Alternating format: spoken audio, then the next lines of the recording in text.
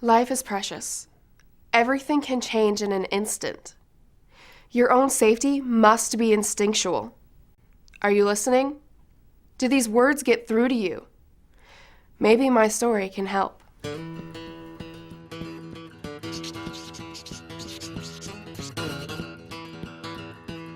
My name is Kristi Ruth. I'm 16 years old and I've lived on a family farm all of my life. Before I got in my accident, I was really proud of myself because I wasn't a normal girl. I could go and Jake could hire a bunch of kids to come out and I could outwork any of the guys. One day we're over here doing bales and we got a couple people came over. She's over here throwing 8 bales high, just throwing them like no other. They're over here, they're sitting on top of the bales and then they're just huffing and puffing. She's over here just outworking any guy that'd come over here. That was my sister. She was pretty strong.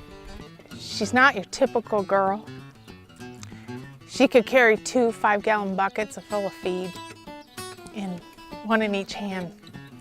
Kristi was always out of the house before 6. She was up and running, saddle up the horse, go checking cows.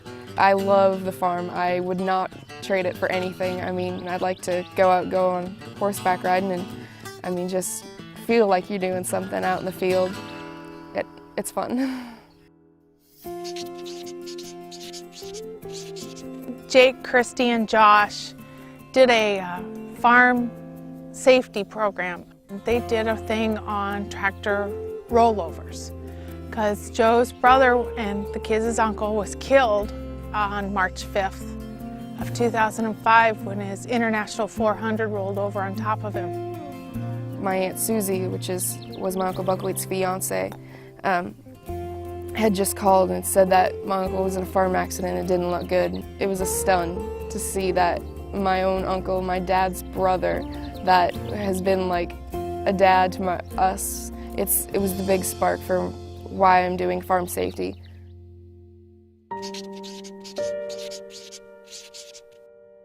The morning of February 18th, it was a Sunday morning. It was a gorgeous, gorgeous morning outside. I mean, it was the middle of winter, but the sun was shining. I mean, there was a light coat of snow on the ground, and I mean, it's one of the days you want to go outside.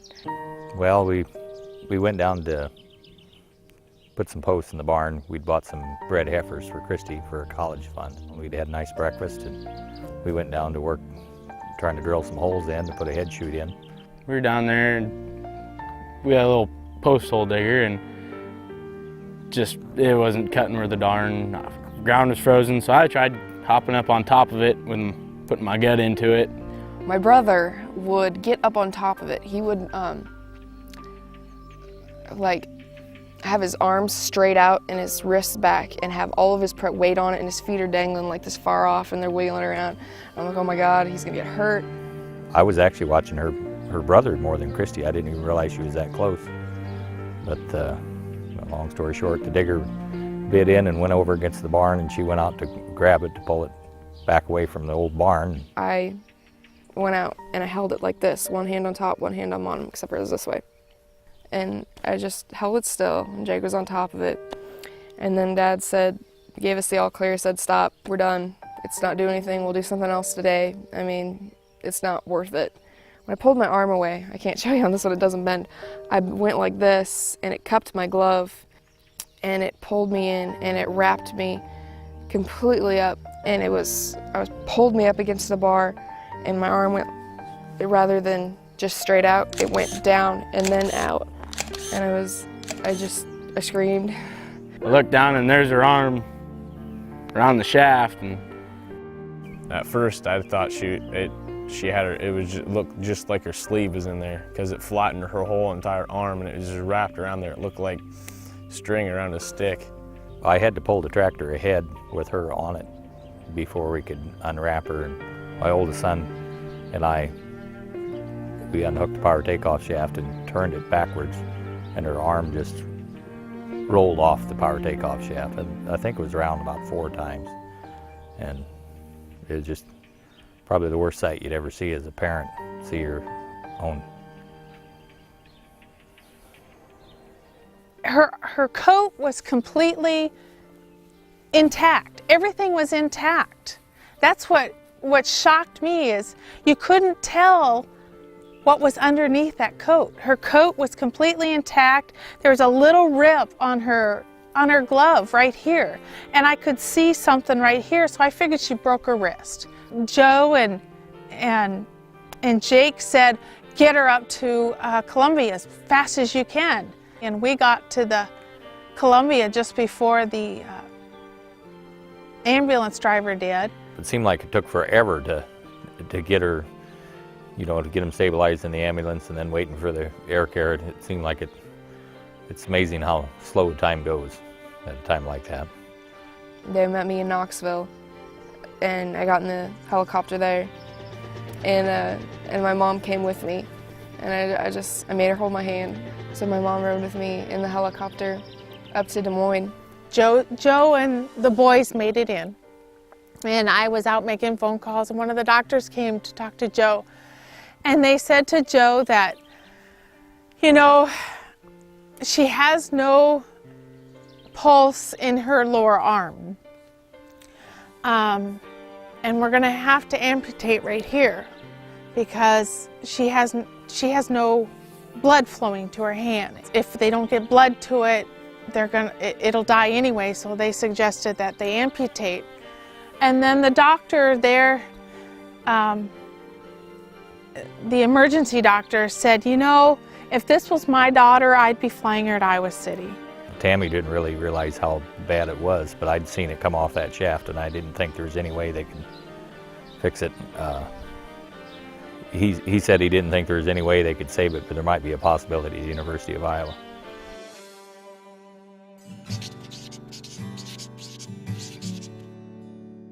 She had multiple injuries to the upper extremity, including some fractures, a lot of skin loss, muscle damage, and some nerve damage. You take any 6 or 8 traumatic fractures, the odds are that 1 or 2 of them aren't going to heal, and there'll be secondary surgeries, and fortunately all of hers have healed, so she's a great outcome. If I recollect correctly, the whole family had kind of a positive attitude about her and getting through this. She clearly had a supportive family. They were here for her, and I think even though they obviously knew this was a serious problem, they all sort of had that kind of can-do, we'll get through this. She's one of my great patients, great attitude, very motivated.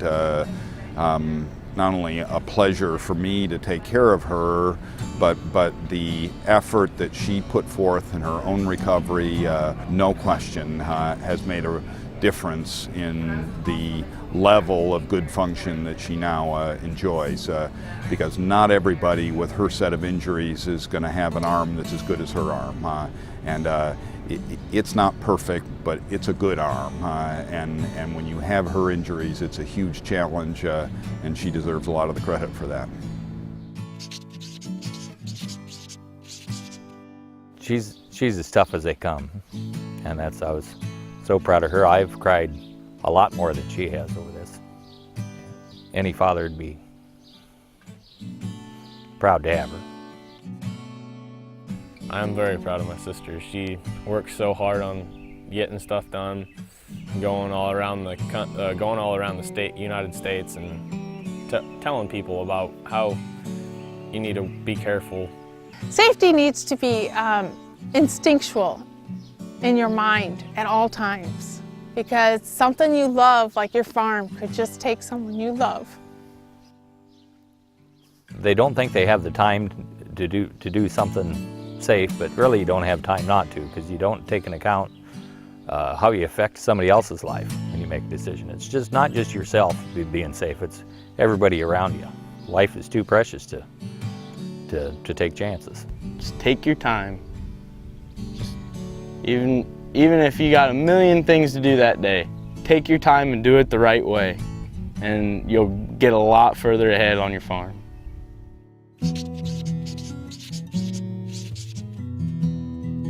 The reason I'm doing farm safety is because it's something that really drives me. To see that my uncle was killed, that I almost lost my arm, I should have lost my life. There's not very many people that can walk away from a PTO injury. Everywhere you go, you're using machinery, you're using equipment, and you have farms. Everybody in America is affected by this, whether they think they are or not. My instinct wasn't keeping me safe. I was more paying attention on the situation. I worried about other people. I worried about what's going to happen to the machinery, what's going to happen to the barn, rather than what's going to happen to me. I wasn't worrying about me being safe because I was just thinking, you know, I do farm safety all the time. Why would I get hurt? It's not going to happen to me, but it did. And you have to be careful no matter what you are doing. You have to be aware, and your instinct has to be your own personal safety, and then fixing the problem at hand. Life is precious. If you take anything away from my story, let it be this. It shouldn't take an injury, a death of a loved one, to make you realize the dangers of farming. What will you do to be safe? How will you change to improve your safety? What safety decisions will you make? How well have you listened? Now, don't just sit there. Get busy. Be safe.